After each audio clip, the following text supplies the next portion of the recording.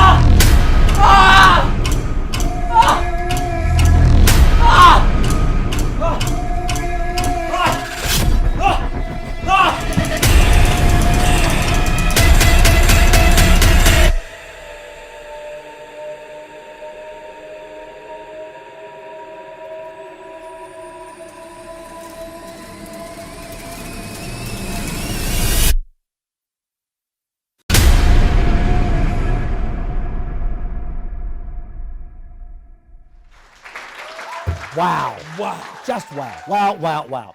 I saw Denim 3 times last week, and that scene still gives me just chills. Oh! And it's just so powerful, isn't it, Craig? Absolutely. The filmmaker really did an excellent job of making the audience really and truly feel the shift from flesh to fabric. Well, absolutely. Not to mention, I mean, those press studs and stuff. I mean, Press oh, studs, ow, Levi's. the double stitching around the eye holes. Oh, that must have smarted.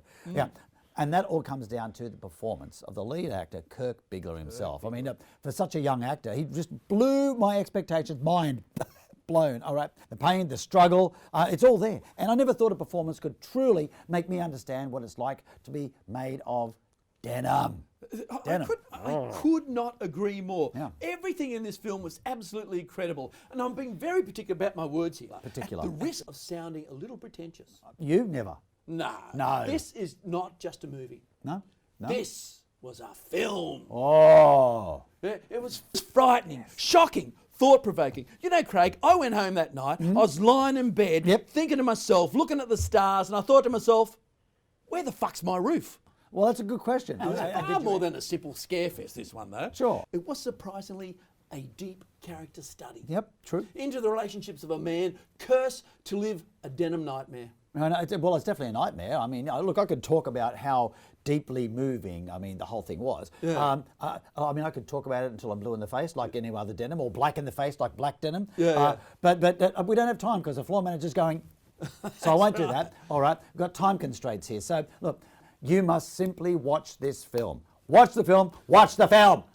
So, what are you giving Denim?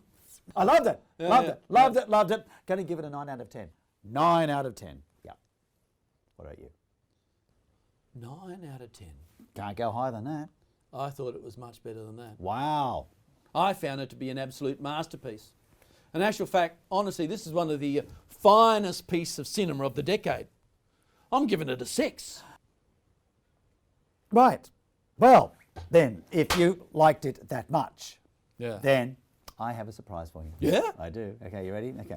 Because coming into the studio right now is the star of Denim himself, Mr. Kirk Bigelow. Kirk, come on over.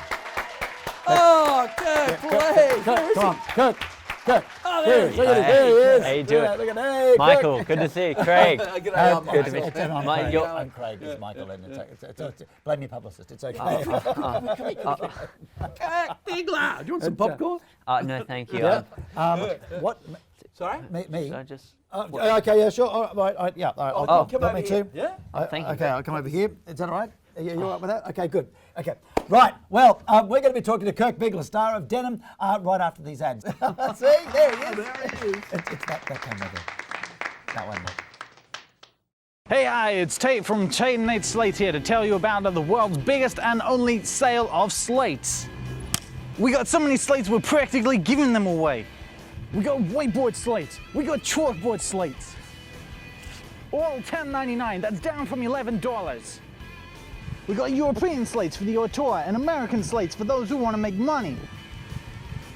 What was that sound? More slates. Slates! This slate, $8.99. This slate, also $8.99. And this slate, you bet your bottom, it's $8.99. So come on down to my car and pick yourself up some slates. And for an additional $20, I'll give you some slate insurance. Cut. Well, I'm back here with my chair, and Kirk, thank you very much for coming in and joining us. Oh, it's my pleasure. I've got to say, Michael's beside himself. he is. So, Kirk, I see you've shaved. I have, yes. Unfortunately, the beard, it wasn't for me, but you know, that's show business. So that was actually one of the hardest parts for me about getting into character, because I was preparing for this role for 3 years. So for 3 years, I didn't work. Yeah, it took me quite a long time to grow the beard, but even then, there's still quite a lot of CGI facial hair in the film. Well, in that case, did he have to have a beard? It took so long to grow it. Did he actually have to have one? Unfortunately, the director felt that it was quite important for the character to have a beard. But didn't you direct Denim yourself? Yes, I did. As I said, it was important for the character. So, Dirk, and how has life been for you since the film's release? It's been good. The reception has been excellent on the film.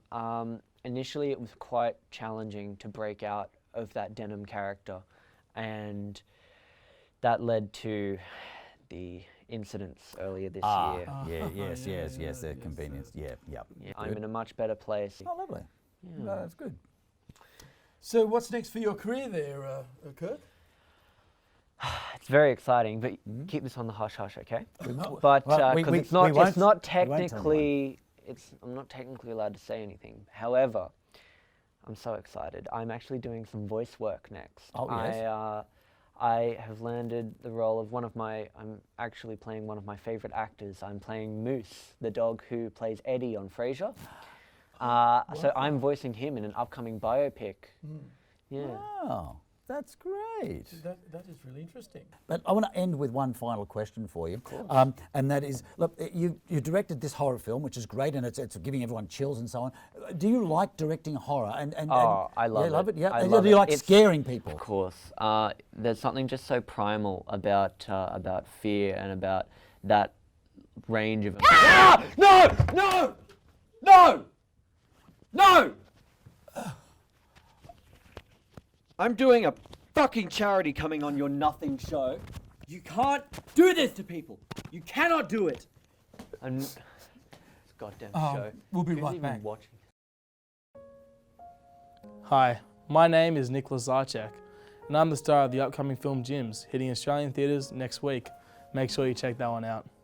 Anyway, I'm here to talk about a very important subject that's close to my heart. Every 60 seconds, someone takes out their phone and films a video. This could be almost anything. It could be a fight in the playground, or it could be your baby's first steps. Whatever the case, these moments are meant to be shared. The tragedy, however, is that these moments are often ruined due to vertical video. Vertical video plagues our society, destroying precious memories one at a time. That beautiful video you took of those two crackheads fighting in McDonald's car park has been forever tainted by your shaky hand and those two black bars. So please, if you're trying to save those precious memories, rotate your fucking phone. Thank you.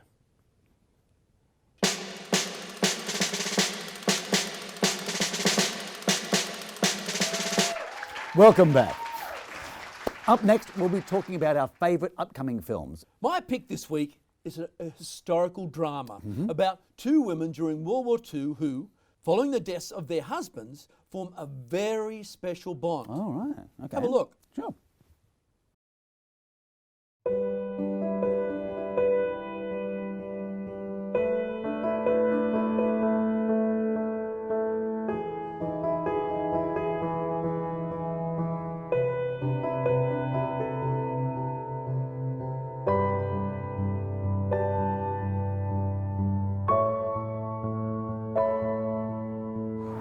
Ever since our husbands died in the war and we began our homosexual relationship, I feel liberated. But what would God say? What would our husbands say? Our husbands died in the war, and God let that happen. You turned me into a homosexual! You're already a homosexual.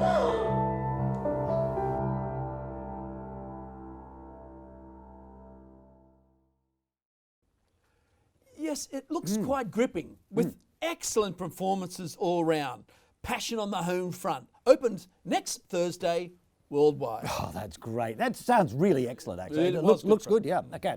But it's a big week for Australian cinema. As my pick for another local picture, this is a biopic about one of Australia's most successful and recognised businessmen. All right? Yeah, you worry? Oh. Here's a trailer. I wonder who it is.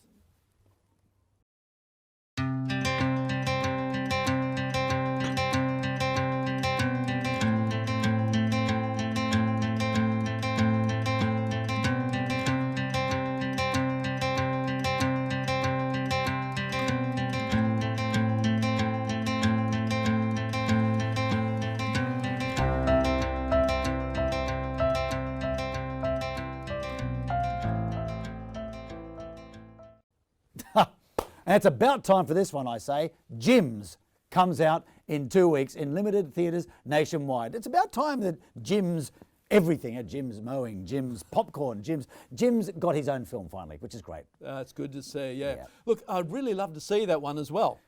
What an Australian legend. He is. Now, unfortunately, that's all the time we have for tonight. But I did want to talk tonight about the new upcoming film called Armageddon. I'm not 100% sure what it means, but it's not the end of the world. No, it's probably not. You know, I always thought Armageddon was a film about two people trying to get out of one of those escape rooms. You know, Armageddon out of here. Oh, God, yeah. Yeah, You that's a good know, one. I did a gig for the homeless recently. Did you really? Yeah, and I said, it's nice to see so many bums on seats. Oh, that's good. That's very nice. Yeah, I like that. Yeah. What's that? It's okay. We're What's it's another okay. word What's for it? thesaurus? You don't know what that is? You're not quite sure. Follow the. Okay, follow thank the. you. Anyway, there We we can go. have this one if we want. That's okay. Better be careful. Why? What's that? What's happening with that? I might get some in my mouth. Let's try this and see if it's really good. Yeah. Oh, this tastes so awful. It's probably made by Michael Bay. Well, Oh. that's fine. I think this stuff's been on the